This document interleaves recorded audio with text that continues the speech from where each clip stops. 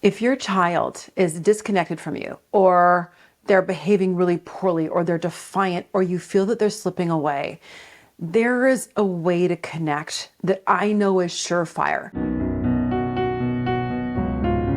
There are so many of us now that have children who maybe respond with eye rolls or shrugs or arguments. Sometimes they are completely disconnected in your own home, and it's exhausting because nothing seems to break through, and maybe you feel invisible in your own home. And if you feel that you're failing, I want to tell you this. The solution to all of this is that you get on your child's turf. What do I mean by that? I mean that you get on their turf, for example, with what do they want to do? So do you want to go for a bike ride? Do you want to go to the mall? Do you want to just watch a show? Doing things together and asking that question is number one to get on their turf. Go just spend time with them. You don't have to ask anything deep. It's just that time together. So what do they want to do? But then where do they want to be? Kids want you to take initiative. So what does that mean? Go knock on their bedroom door versus them having to find you in your office. That's showing connection and that you care, and just knock on the door and maybe sit on the carpet and have a little chat, or go to their baseball games and football games and dance classes and be there with them in their space. Because with that pursuit, we show our kids that they matter. And then here's the third one of getting on their turf. What that means is, how are they feeling? How are they doing? So what I mean by this is actually truly understanding the experience that they are going through. One thing right now that's huge in our culture, and we know around the world, is anxiety. So let me use that as an example. Debilitating anxiety. I don't understand anxiety myself. I've never had it. It was not in my upbringing, which is, I've been told, pretty amazing. I actually had to learn the feelings that are not rational of anxiety. So when I say get on the turf, I mean go get to their level of how they are feeling emotionally, psychologically, so that you can empathize better and have a better grasp of what they're going through. So here's a core parenting shift. This is not to correct them getting on their turf. The whole idea of getting on their turf is that you just connect. And huge, which I just said, is that self-worth, building them up. You matter, I see you. You're also not trying to fix them, but understand them. And that's where that influence starts as a parent. It's not from your control, but from you being present in all of these ways of what they want to do, where they want to be, or how they are. Here's some things that are not getting on their turf, and this is where missteps can be made. I'm not talking about hovering. I'm not talking about standing over them if they want space. I'm also not saying that you go and fix everything, because our kids more than ever need to be allowed to fall down. They need to be allowed to scrape their knees. They need to be allowed to fail a test so that they can learn that. So I'm not talking about fixing. We can support them in their problems, but don't step in and fix everything, because our kids are going to learn nothing. I'm also not talking about putting yourself in their emotional space, like really trying to get in there. And even though you might mean well with all of these intentions, kids tend to feel smothered or pushed. And what happens is it can drop respect. So that is not what I mean by getting on their turf. It's about being intentional. That's one thing. Here's another thing, and this one's huge. And this came out of my research from youth at a psychiatric unit. It is about taking initiative. I'm not saying pushy initiative, but taking the initiative. I spent a year asking 25 teenagers at a youth psychiatric unit about what they needed for support. And here's something that came up constantly. They want to be pursued. I mean that they want the adult in the room to take initiative in their well-being, initiative in that time spent together, initiative in going to them and being where they want to be, because our initiative says, you matter. I see you. You are worthy. And I think that you are so fantastic that I want to spend this time with you. That is such a powerful thing for kids to know. And it was one thing that my students, that I was almost there for 5.5 years of that psychiatric unit, they didn't feel that they had many people in their lives taking that initiative. So let's talk about now action. Like, what do you actually do with this? So here's the first thing is just the time. Just having time. It is so hard for working parents, I know, to sometimes navigate all of that. And I myself have found recently it's really hard with me spending so many hours on building this brand to be able to shut down and take that time. Here's something else though. And this one's key to getting on their turf is stop talking for a bit.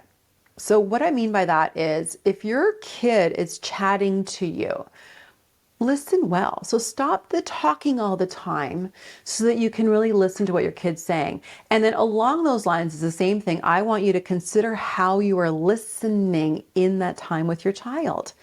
So let's talk about listening for a sec to get on your child's turf. Specifically, consider these questions when your kid's talking to you. Am I listening just for the sake of listening? Like am I listening or going through the motions of listening because I'm a parent and I'm supposed to be listening? And by the way, I think teacher parents are the worst because we do this in class all the time. I'm supposed to, but are you really? That's one. Here's another thing to consider about in listening as you connect with your kids is, are you listening to verify your own assumptions? Oh, here they go again. They're complaining about X, Y, and Z. They're complaining about how I didn't pick them up on time from school, whatever that is.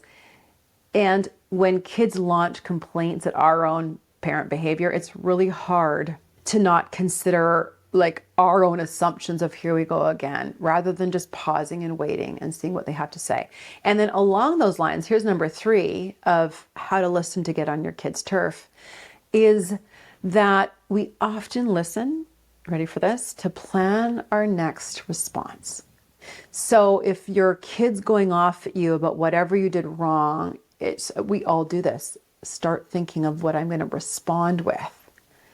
And I think we all do this on this planet, but I want you to consider that then in your next conversation when there's maybe a bit of conflict. Am I planning my next response? So instead, reflect again, just pause and listen, and even take a few moments to consider, just say, let me think about this for a sec. Really hard to do, but I believe that it's possible to acquire that skill. So let's move on from listening. To get on your kid's turf, you're going to start asking what they want and how they are feeling. And go attend games, like I said. Ask sometimes, how can I support you? Or you know what, even a little thing is food. Food, like make a favorite meal or help make their lunch if they're having a rough day and they're older. Or maybe make a favorite dinner. And one last thing is if they don't want to talk to you, what you can do is just to hold off, okay, and then come back to them later. Maybe wait a day or two and say, hey, I just want to check in about that. Or how are you feeling about whatever you were upset about yesterday, so that they know you're remembering. Because often in the moment, kids don't want to talk. And maybe it takes them months to talk about it later. You can't pressure, but just checking in again and making that mental note to do that. Here's what happens when you do get on your child's turf. You're connecting right there. You're holding on to your kids and you're connecting. This might not happen at once. And if you have a really contentious relationship with your child, you start earlier on, like, what do you want to do? Like, do you want to go for a walk? Or just no questions, just getting on their turf with what they want to do. And as that grows, you can get more into dialogue. And so then what happens when you get on their turf is it becomes organic, that they're feeling safe with you, so they open up more. And hopefully this keeps building and building as you get on their turf, also with how they are, right? Learning their emotions, that you can get into really deeper dialogues, that they're going to be more vulnerable with you. And especially if you can be vulnerable with them as well, with your problems. Another thing that getting on their turf does is that you can stop fighting for control. Usually when we have harmony in relationships, the control factor comes out, that then the home can become more peaceful. Also, I want to suggest that your kids feel safer because of that connection. So safety grows in the home. But the biggest thing is that your child feels that they matter. And this world today is so difficult. And we know globally that kids are struggling. We know that mental health disorders have as much as doubled since 2010.